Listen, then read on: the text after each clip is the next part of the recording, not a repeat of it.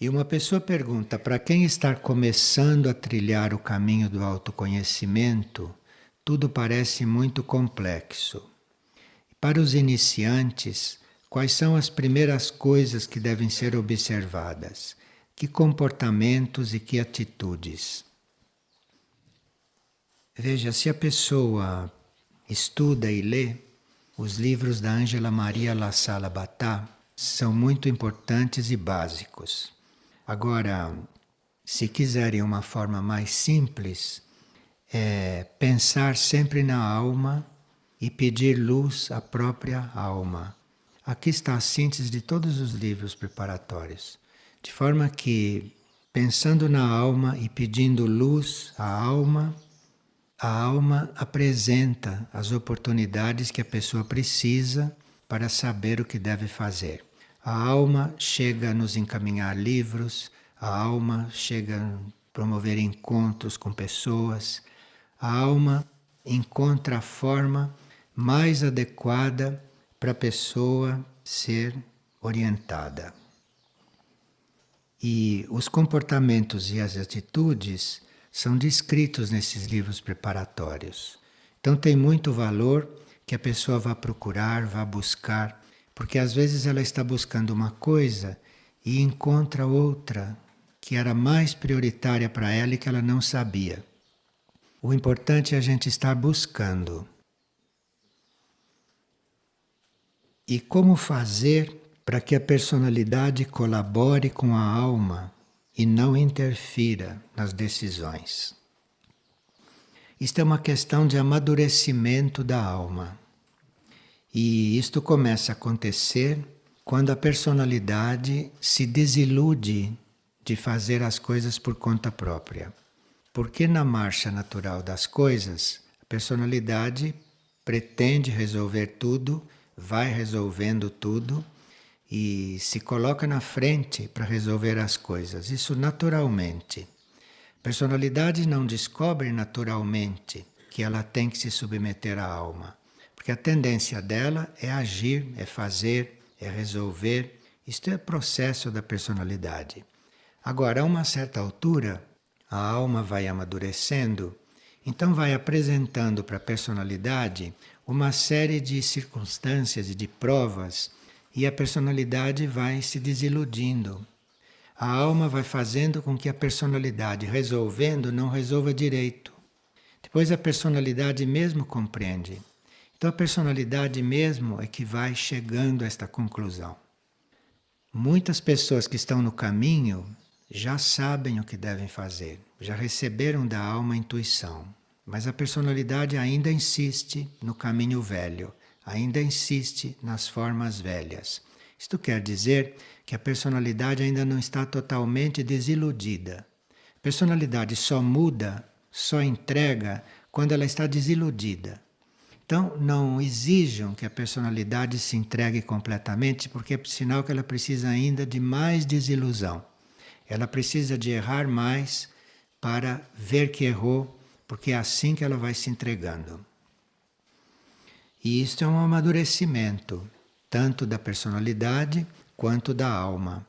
Então, quando a personalidade começa a ver que ela não resolve, ela chega por ela mesma, à custa de errar, à custa de se desiludir, à custa de não resolver em certos momentos. E aí a alma então começa a apresentar circunstâncias nas quais a personalidade chega a se render. Mas se a pessoa já está fazendo esta pergunta, é sinal que é uma pessoa que já se desiludiu o suficiente e que está buscando outra forma de ser. Está buscando outra fonte aonde buscar as suas decisões e as suas sugestões. Isso tudo é uma questão de amadurecimento e que vem mesmo é com a vida.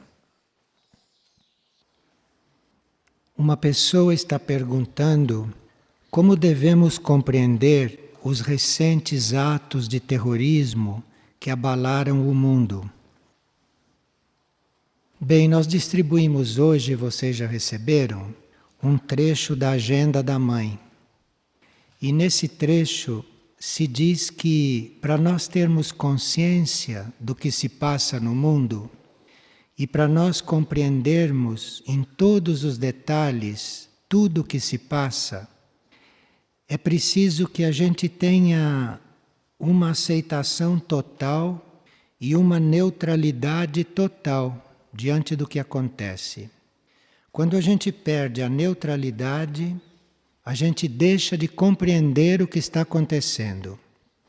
Embora a gente pense que está entendendo, não está. Nós estamos vendo de uma determinada forma aquilo.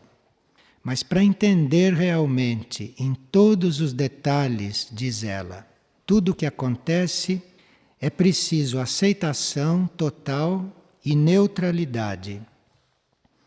E ela ainda acentua uma indiferença perfeita diante do que acontece é condição indispensável para nós termos um conhecimento integral. Então esta neutralidade, esta indiferença, isto não é uma frieza, isto é uma condição para você compreender. Quando você perde a serenidade, quando você perde a neutralidade, você já está deixando de entender, você já está começando a ver tudo distorcido. E a mãe ainda diz, se há um detalhe, por menor que seja no que acontece, que escapa à tua neutralidade, esse detalhe faz com que você não compreenda mais nada. Então ela conclui, a ausência de reações pessoais, por qualquer razão, mesmo a mais elevada, é uma necessidade primordial para um conhecimento total. De forma que, por mais que estas coisas possam nos tocar, e por mais que estas coisas possam nos ensinar alguma coisa, não? Porque nós aprendemos com tudo o que acontece, e todas aquelas pessoas que passaram por esse ato de terrorismo devem ter aprendido muito mais do que nós, não é? Que apenas assistimos. Mas isto tudo é preciso muita neutralidade. Muita neutralidade, porque ninguém sofre um ato terrorista se antes não cometeu violência. Não pode, na lei do karma, isto não pode acontecer. Então nós temos que estar totalmente serenos e totalmente neutros diante do que aconteceu. De forma que nós não podemos nos alterar diante destas coisas, porque embora sejam coisas muito trágicas, e embora sejam muito chocantes, são coisas que eventualmente podem estar chegando para equilibrar coisas que se devia, não só aquelas pessoas, mas nós todos como humanidade. Todos nós, como seres humanos, praticamos muita violência, às vezes premeditadamente e na maioria das vezes sem querer. Mesmo sem querer, nós podemos estar praticando violência. Então isto vai se acumulando e a uma certa altura retorna a nós. Retorna a nós como um acidente, retorna a nós como uma experiência dessas violentas, ou pode retornar grupalmente. Dizem que quando um avião cai, que o destino reúne todos os que devem morrer daquela forma dentro daquele avião.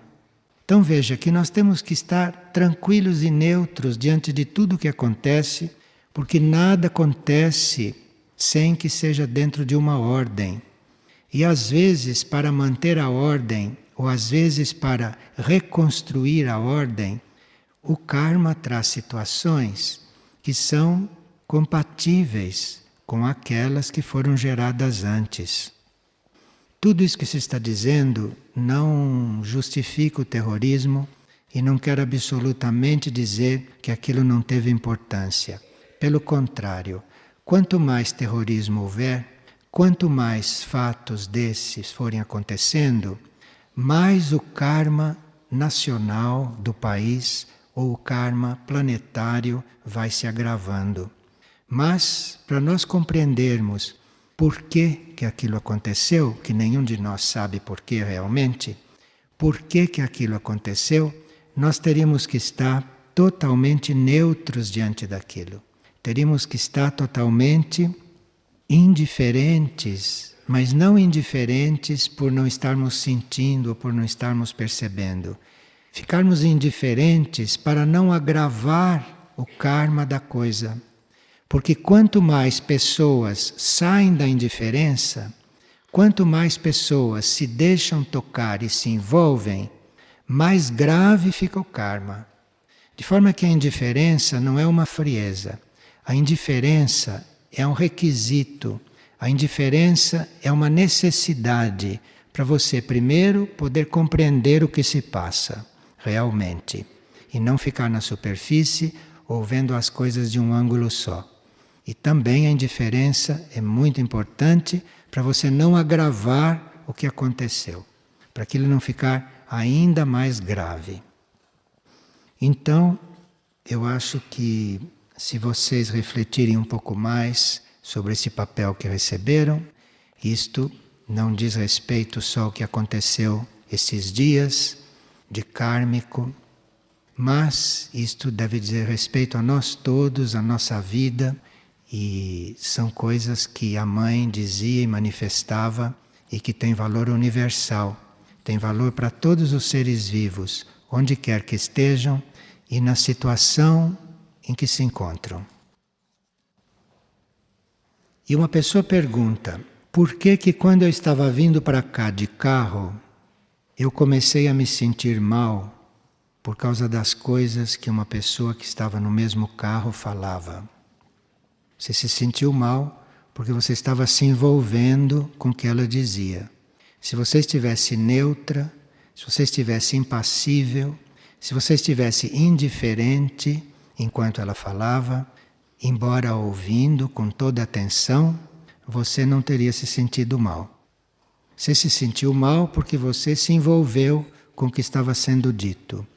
E no momento em que você se envolveu, você pode estar certa que não ouviu mais direito. Porque nós só podemos ouvir uma pessoa, um pouco melhor, quando não nos envolvemos com aquilo que ela diz. Quando recebemos aquilo com neutralidade. Então, na sua próxima viagem de carro, não se envolva com o que os seus companheiros disserem. E outra pessoa pergunta, por que será que os animais têm karma, se eles não têm o uso da razão? Mas o karma não vem só porque nós temos o uso da razão. O reino animal todo criou um karma em toda a sua vida, todo o reino animal. O reino animal sobrevive também de assassinarem uns aos outros lá entre eles. Este é um reino que não está bem resolvido, é um reino que está na Terra para ser resolvido juntamente com o reino humano, que também não é um reino resolvido, e por isso estão juntos aqui. Então o reino humano deve ajudar o reino animal a se resolver e o reino animal contribuir com a sua presença para ajudar o reino humano a se resolver. Tanto o reino humano tem muito a dar ao reino animal, como estimulação mental e espiritual, quanto o reino animal tem a dar para o reino humano, porque o reino animal transmuta grande parte da vibração terrestre que, se o reino humano tivesse que transmutar, talvez não suportaria. Então o reino animal ajuda na transmutação do material mais básico e do material mais forte.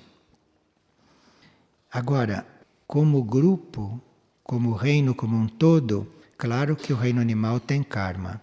O reino animal tem karma porque no início da Terra ele dizimava o reino humano e dizima os seus próprios irmãos do mesmo reino. Então isto é um mecanismo que gera karma. E este karma é dividido por todos os animais. Então existe um karma grupal que é dividido por todos. Então, mesmo um animal que não faça o que os outros fazem, ele tem uma parte do karma do reino, porque o karma é dividido pelo reino todo, justamente por não serem ainda indivíduos, mas por serem ainda um grupo. Então o karma é dividido por todos, proporcionalmente a cada um.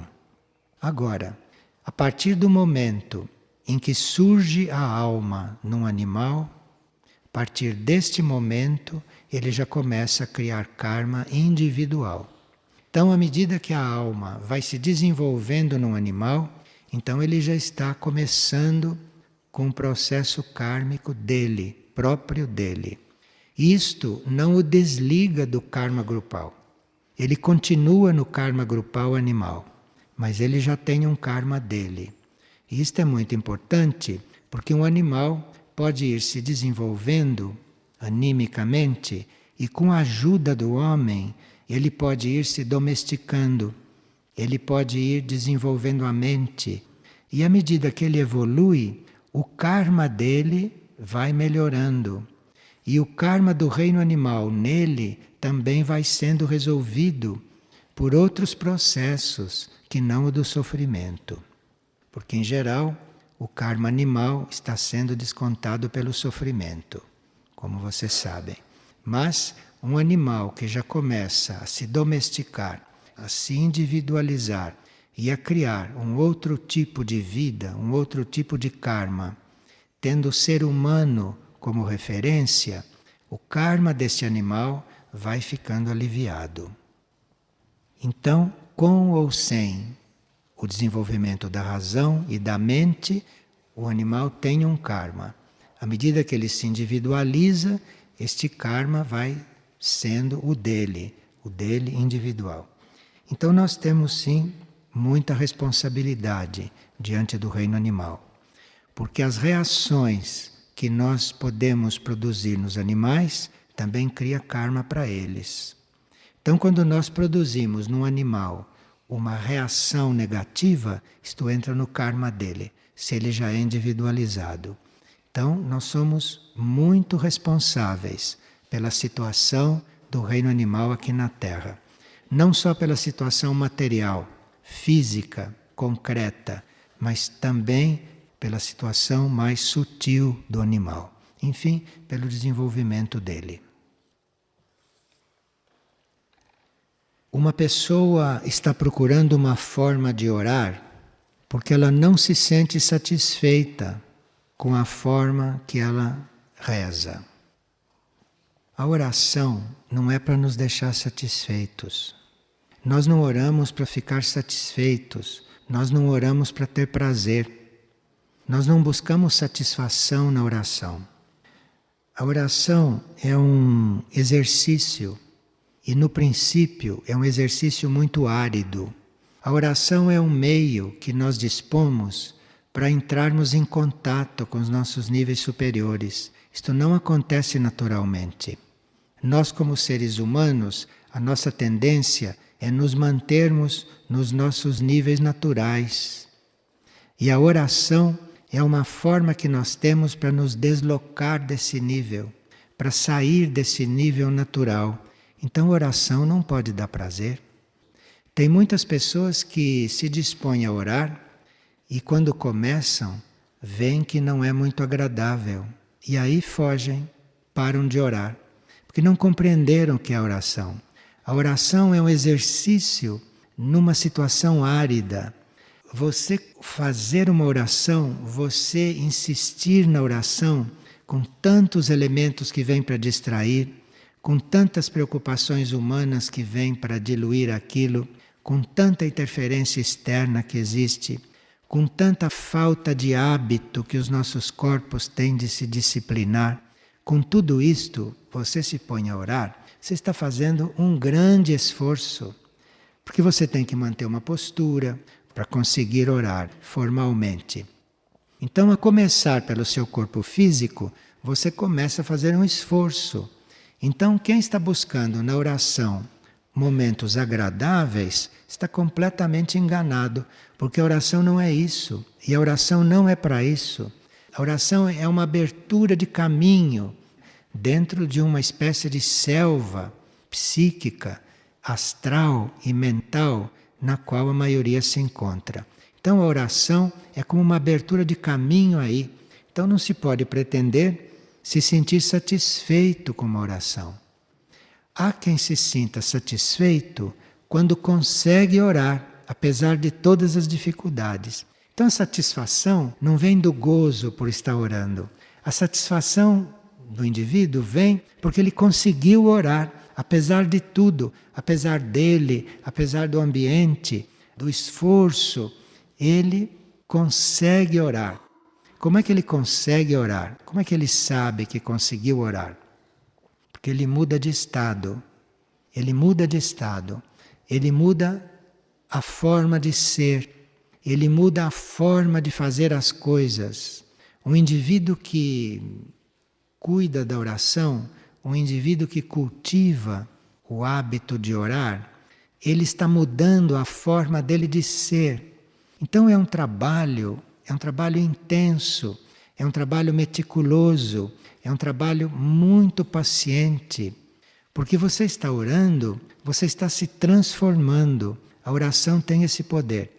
Esse exercício, essa insistência para você se alinhar, para você se acalmar, refletir sobre um tema, se está orando com reflexão, isto tudo está te transformando. Então a oração é altamente transformativa.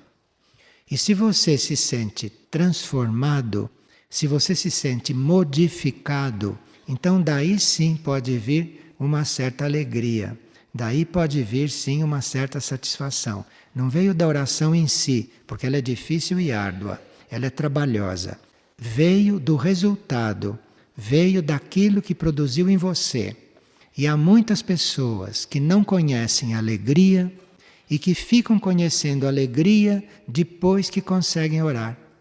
Então há muitas pessoas que nunca foram alegres, que vivem rindo, mas nunca foram alegres. Mas orando, elas conseguem esta alegria, porque venceram dificuldades. Então a oração não é para deixar ninguém satisfeito em princípio. Se você conseguir isto, aí sim, depois você vai conhecer uma certa alegria. Você vai sentir alegria por ter vencido tantas barreiras, tantas dificuldades. E esta mesma pessoa pergunta: que tipo de oração é a mais adequada nos dias de hoje? Isto depende muito da natureza do indivíduo, da tendência do indivíduo, do temperamento e da forma como ele encontra para orar, da forma como ele encontra para fazer este trabalho. Hoje, se nós estivermos habituados já a orar, já estivermos conscientes do que é a oração, pode acontecer de nós orarmos naturalmente. Aí nós entramos numa oração contínua.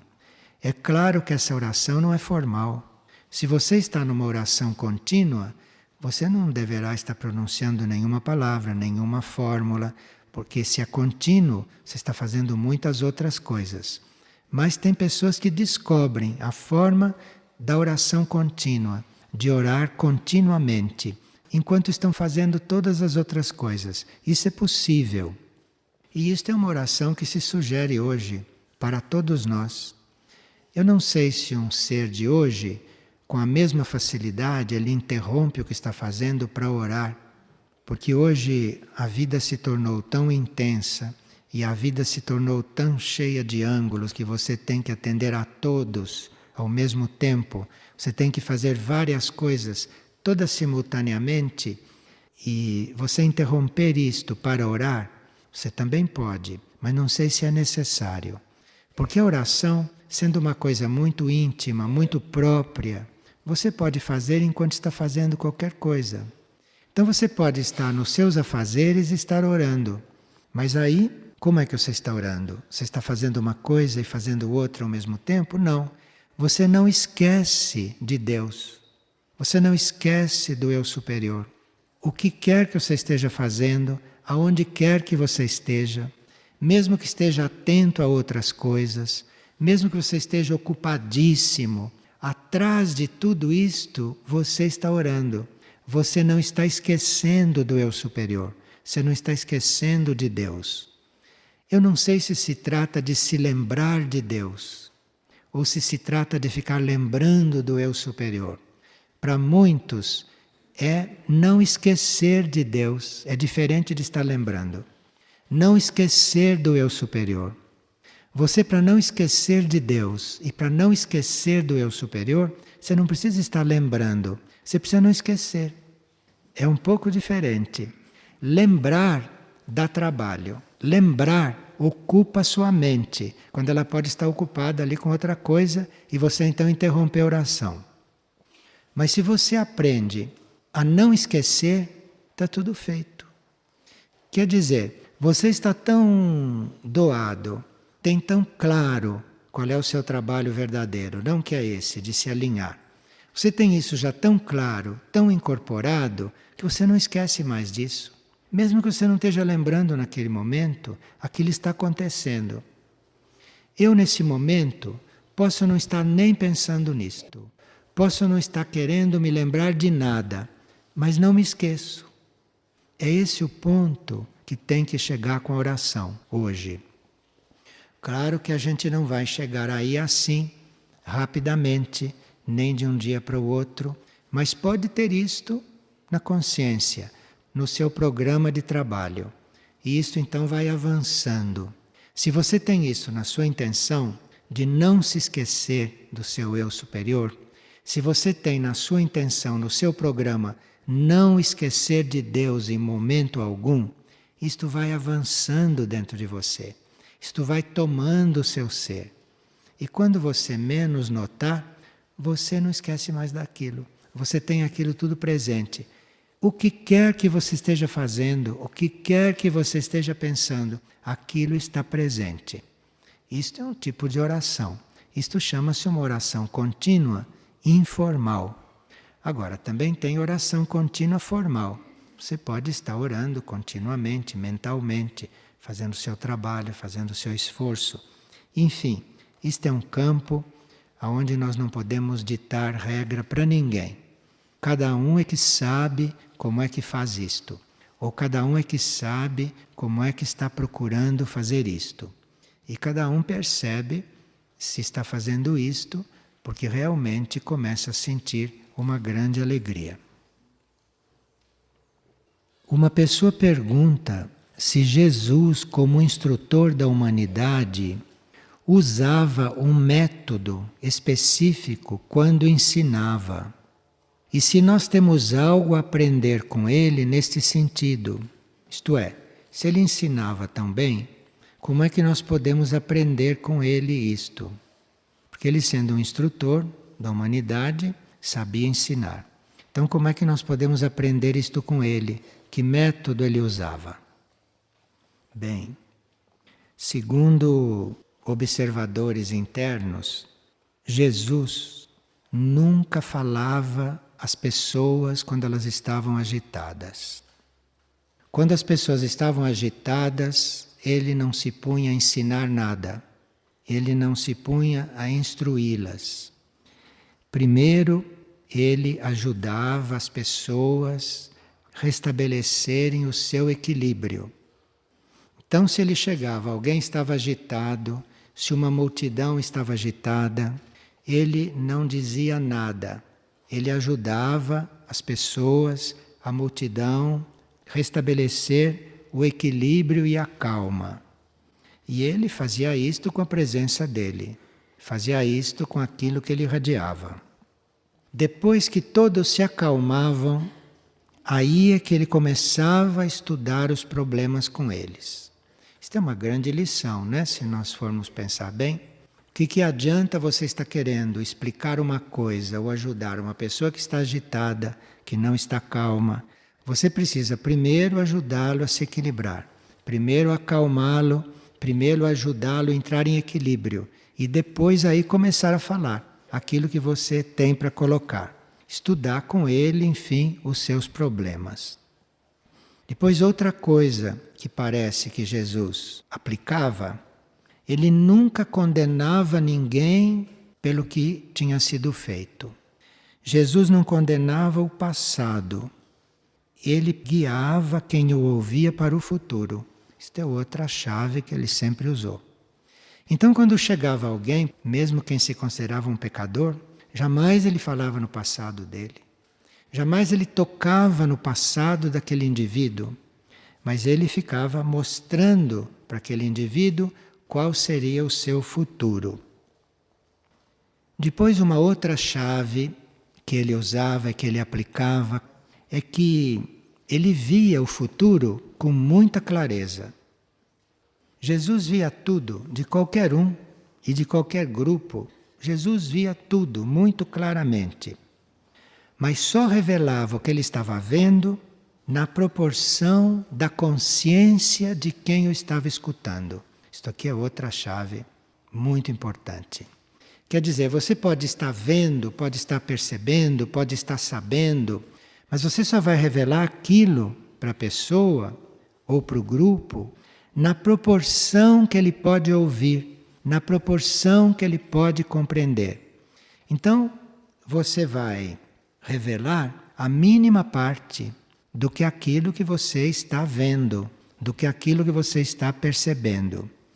E é na medida que se usa este processo de silenciar e de revelar só aquilo que a pessoa realmente necessita e que ela pode receber, porque ela pode estar precisando até demais do que está sendo revelado, mas não pode ser revelado porque ela precisa primeiro se aprontar para receber aquilo. Porque senão você vai vendo cada vez menos.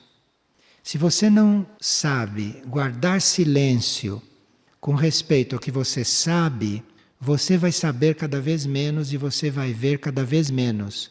Porque mesmo dizendo o que você está vendo, mesmo dizendo o que é real, você não está fazendo bem. Você está se excedendo. Você está dando à pessoa uma coisa que era para você. Porque o que significa você ver uma coisa do outro? Aquilo, em primeiro lugar, significa para você aprender alguma coisa, à custa do outro, né? Porque você está vendo o outro, você está aprendendo alguma coisa. Então aquilo, em princípio, é para você. Então aquilo, quanto mais você puder aprender com o que você vê do outro, isto está dentro da ordem. Você está aprendendo para si. Agora, você vai revelar para ele o que está vendo, se é que é para revelar, é na medida que ele puder receber, na medida que ele puder compreender e na medida que ele quiser também compreender.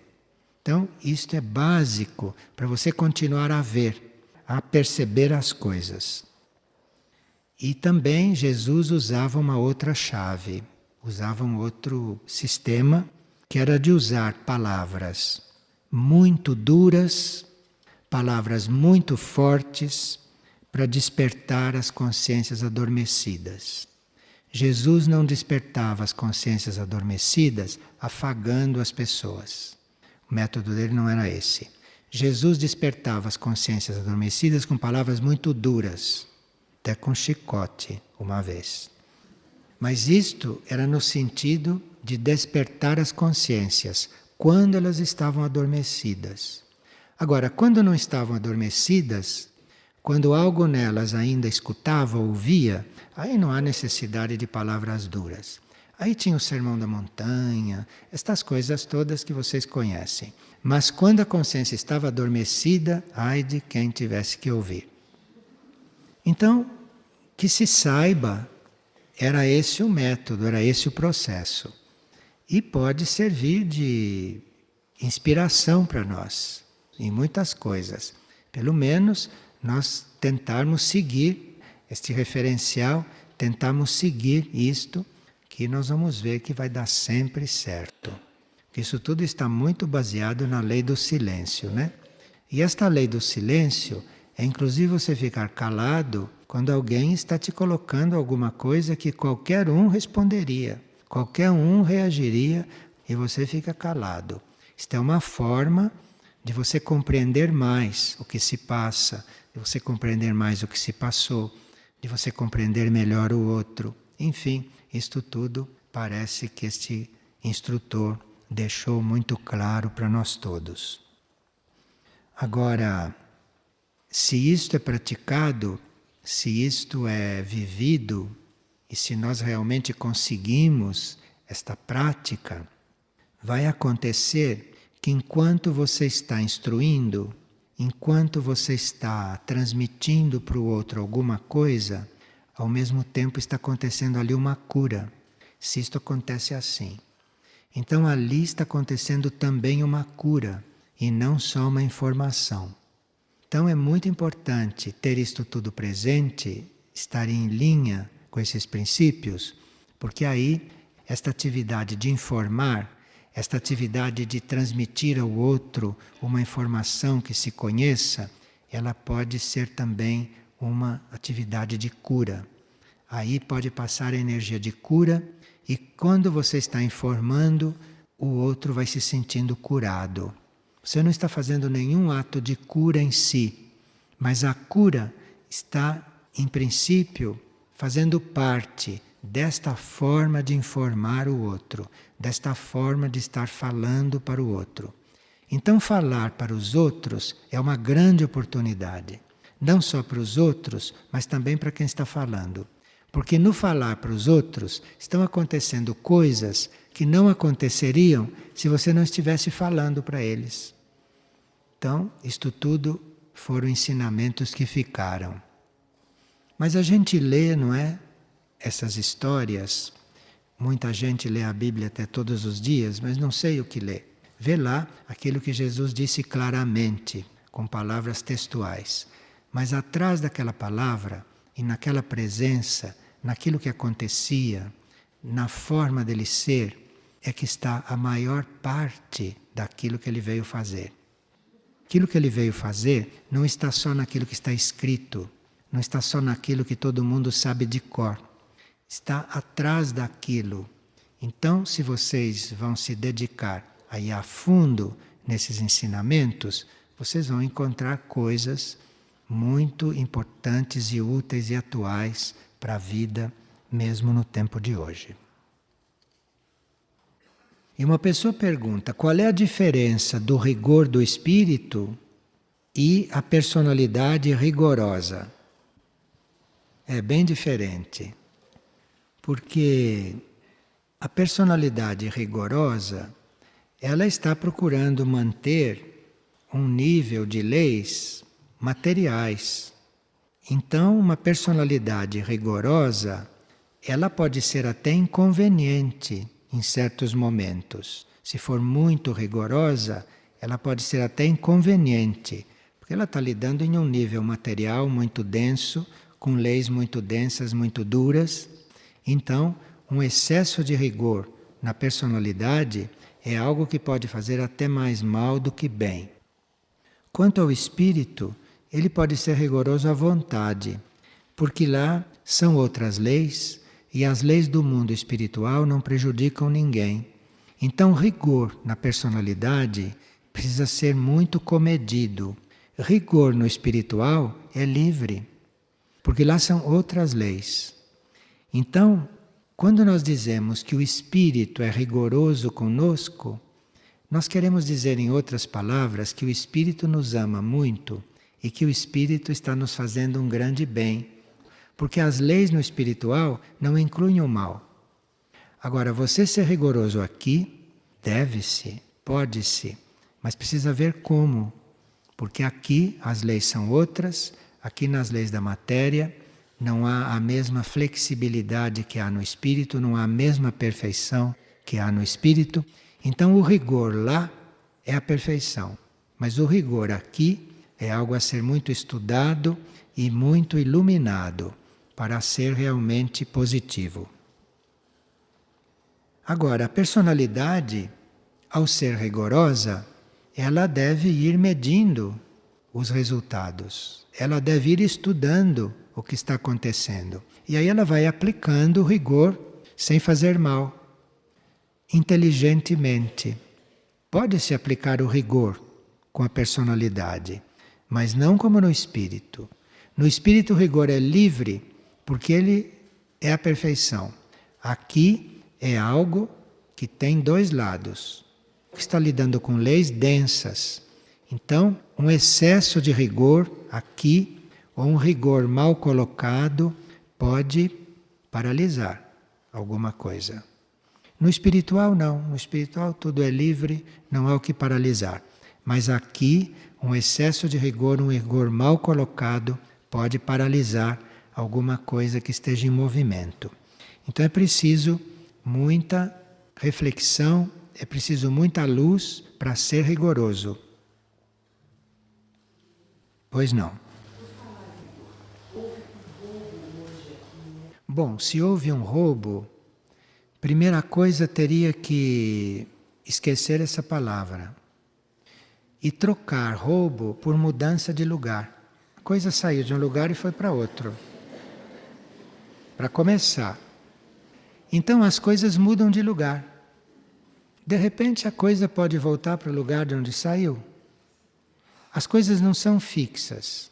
A palavra roubo é que não está bem. Porque roubo quer dizer que a coisa nunca mais voltará. E não é assim. Não é assim. A pessoa que rouba pode cair em si, a pessoa que rouba pode pensar, a pessoa que rouba pode ter uma luz e medir as consequências do que ela fez. A pessoa que rouba pode perceber que ela perdeu muito mais do que ela tinha. Ela com o roubo, ela perdeu. Ela perdeu porque ela pegou uma coisa que não era dela. E ela vai ser subtraída na vida de muito mais. Quem roubou uma coisa vai ser roubado. Mas vai ser roubado um pouco mais. Por questões que a gente não compreende muito. Então, uma coisa mudou de lugar. E as coisas mudam de lugar. Então, se a coisa mudou de lugar desta forma, nada impede que ela volte para você por uma outra via. Por uma outra via ela pode voltar. Porque as coisas não são nem suas, que foi roubada, e também não são de quem roubou. As coisas são do único. E o único as põe onde ele quiser. Quem roubou teve oportunidade de levá-la para passar por uma prova. Para ver se ele era capaz de levar, para ver se ele vai se arrepender e vai se devolver, para ver se ele vai compreender o que ele fez, ou se ele vai precisar passar por um processo depois para compensar isto. De alguma forma ele vai aprender. Enfim, o que ele levou não era dele, e nem é dele ainda e jamais será dele. O que é dele é a consciência. Consciência sim. E o que é seu é a consciência. Se você não se sentir roubada, aquilo pode voltar para você a qualquer momento.